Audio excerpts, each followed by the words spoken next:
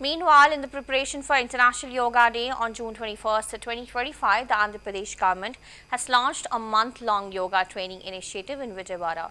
This program is a part of the Border Yoga Andhra 2025 campaign aimed at promoting yoga across all the districts of the state.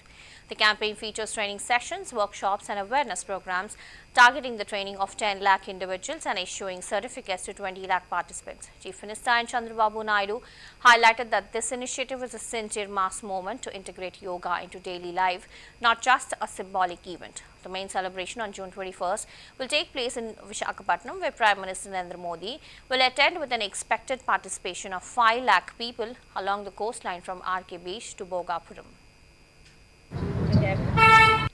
చూడండి అదే విధంగా reverse లో మళ్ళీ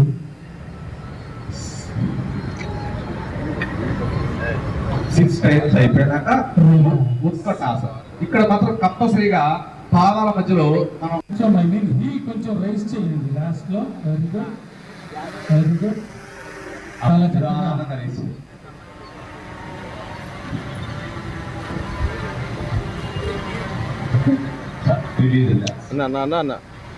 ఇప్పుడు బాడీలో ఉండేటువంటి లాంగెస్ట్ నర్వ్ సయాటిక్ అన్నారు అది మొత్తం కూడా స్ట్రెచ్ అవుతుంది. ఇక్కడ మన యాంకిల్ దగ్గర విపరీతమైన పెయిన్ వస్తుంది. మన బాడీలో ఉన్నటువంటి 72,000 నాడులు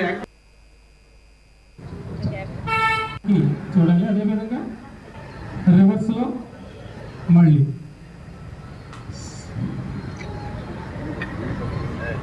6 టైమ్స్ అయిపోయాక ఉత్కటాసన ఇక్కడ మాత్రం కంపల్సరీగా పాదాల మధ్యలో మనం కొంచెం ఐ మీన్ ఈ కొంచెం రైస్ చేయండి లాస్ట్ లో వెరీ గుడ్ చాలా చక్కగా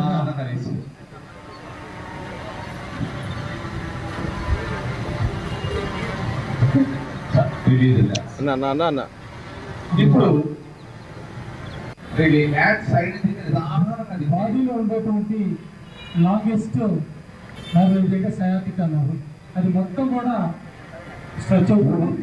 ఇక్కడ మన యాంకిల్ దగ్గర